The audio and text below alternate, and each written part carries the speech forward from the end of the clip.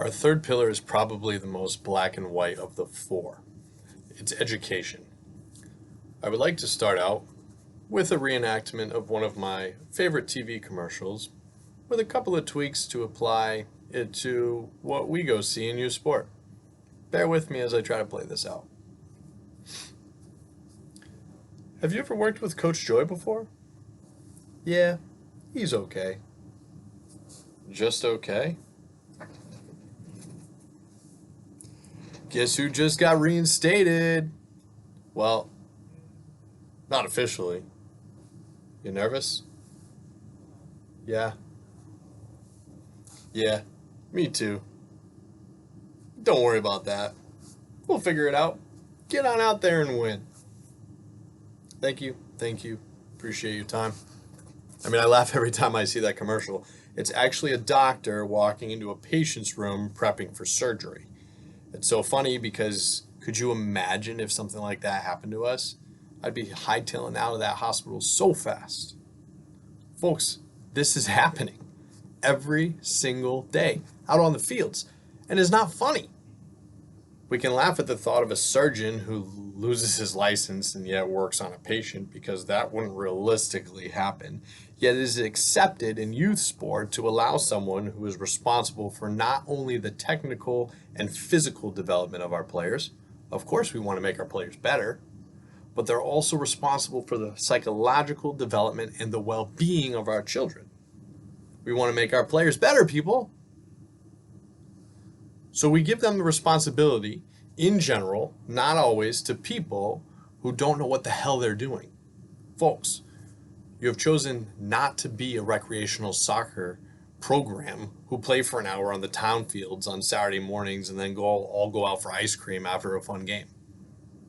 There's a place for that too. It's all part of the development, but no, you have decided that you wanted to offer something better than that, where you bring in coaches who will train your players a couple of times a week to get ready for a game that you will travel great distances to get there, bringing in the best players from multiple towns, and you'll get that trophy. Oh, you'll get that trophy and play in tournaments and build the best teams that you can.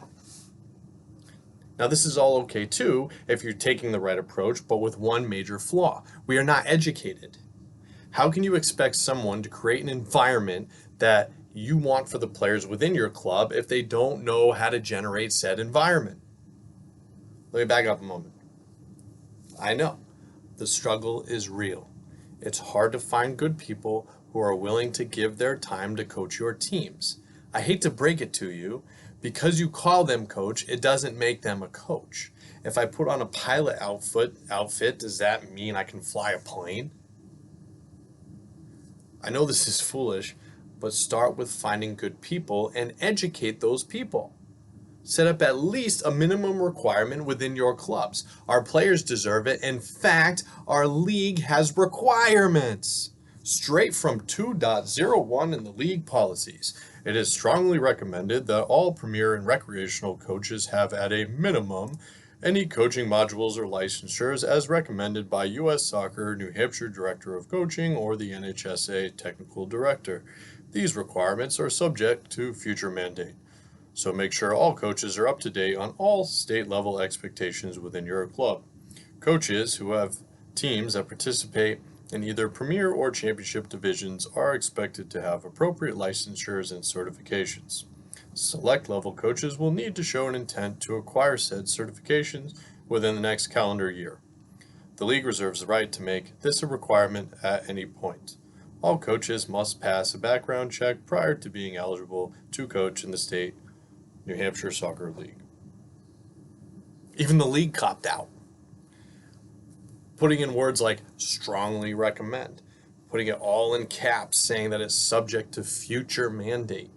You know who wrote those policies? It was me. No more saying, well, hopefully at some point people will just go and do this. No more. The future is now. I've heard all the excuses. Not enough time. Costs money. We have all volunteers. The list goes on. Or my favorite one, you can't expect me to ask my coaches to go and take a course when they have other lives. I'm going to keep my response to myself. Folks, Those who are good at making excuses are good for nothing else.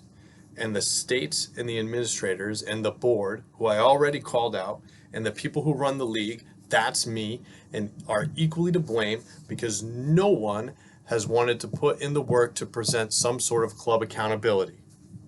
That's that word again. And the coaches need the support from the clubs, who need the support from the leagues, who need support from the state associations, who need the support from, dare I say it, the national youth associations, who collect their annual taxes from the state.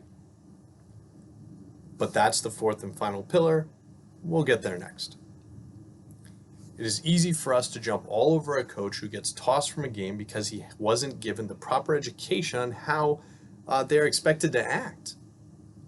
It's easy to stop a playoff game to talk to parents about their sideline behavior, which I did this past weekend, by the way.